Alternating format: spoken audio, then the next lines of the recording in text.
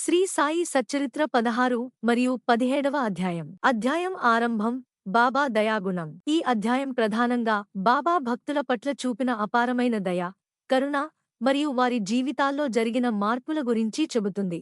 హేమాత్ పంత్ ఈ భాగంలో బాబా ఎప్పుడూ భక్తుల మానసిక స్థితి, వారి కష్టాలు, వారి ఆత్మీయ కోరికలను అర్థం చేసుకుని సమయానుకూలంగా సహాయం చేసిన ఉదాహరణలను వివరిస్తారు. స్వామి సమర్థ రామదాసు ఉదాహరణ. ఒకసారి బాబా సమర్థ రామదాసు మహారాజు గురించి ఒక కథ చెప్పారు. రామదాసు భగవంతుని నామస్మరణలో మునిగి తన భక్తిని నిరంతరం కొనసాగించేవాడు. అతను విపత్తుల్లో ఉన్నప్పటికీ భగవంతునిపై విశ్వాసం వదలలేదు. ఈ కథ ద్వారా బాబా, భక్తి అనేది ఎప్పుడూ నిలకడగా ఉండాలి.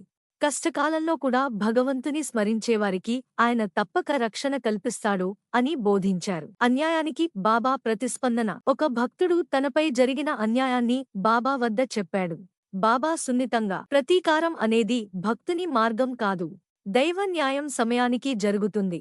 మనం చేయవలసింది సహనం, విశ్వాసం ఉంచి వేచిచూడటం అని చెప్పారు. ఈ మాటలు విన్న భక్తుని హృదయం ప్రశాంతమైంది. బాబా ఇచ్చిన నిశ్చయబలం. ఈ అధ్యాయం చివర్లో హేమాత్ పంత్ ఇలా చెబుతారు: బాబా సన్నిధిలో ఉన్నప్పుడు భయం, ఆందోళన, అనిశ్చితి అన్నీ తొలగిపోతాయి.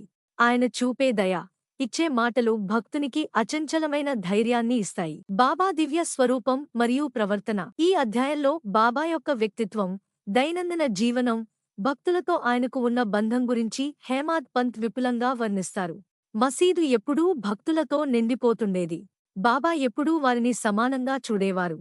పేద, ధనిక, హిందూ, ముస్లిం, స్త్రీ, పురుషుడు అని తేడా ఉండేది కాదు. శ్రద్ధ మరియు సబూరి బోధ. బాబా తరచూ చెప్పే రెండు ముఖ్యమైన సూత్రాలు: శ్రద్ధ, విశ్వాసం, మరియు సబూరి, సహనం. ఆయన మాటల్లో భక్తి మార్గంలో తొందర అవసరం లేదు. మీరు మీ కర్తవ్యాన్ని నిష్కపటంగా చేయండి, మిగతా ఫలితాన్ని దేవునికి వదిలేయండి. గురువుపై విశ్వాసం.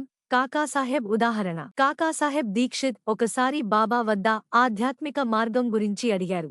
బాబా, గురువు మాటలపై నమ్మకం ఉంచాలి. ఆయన చెప్పింది పూర్తిగా పాటించాలి.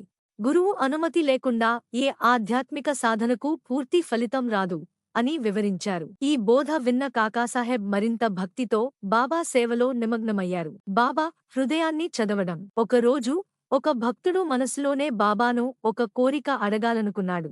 అతను మాట్లాడకముందే బాబా సమాధానం ఇచ్చేశారు. అందరూ ఆశ్చర్యపోయారు. బాబా నవ్వుతూ, నీ మనసు నా మనస్సు, నువ్వు ఏం ఆలోచిస్తావో నాకు తెలుసు అన్నారు. ముగింపు వాక్యలు. హేమాత్ పంత్ ఈ అధ్యాయం ముగింపులో చెబుతారు: బాబా చరిత్ర వినేవారు, పఠించేవారు, ఆయన బోధలను ఆచరించే వారికి సాయి కృప తప్పక లభిస్తుంది. ఇంతటితో ఈ అధ్యాయం ముగుస్తుంది. శ్రీ సచ్చిదానంద సద్గురు సాయినాథ్ మహారాజ్ కి జై. మరిన్ని మంచి భక్తి కథలు మరియు వీడియోల కోసం ఈ ఛానల్ని సబ్స్క్రైబ్ చేసుకుని లైక్ అండ్ షేర్ చేయండి.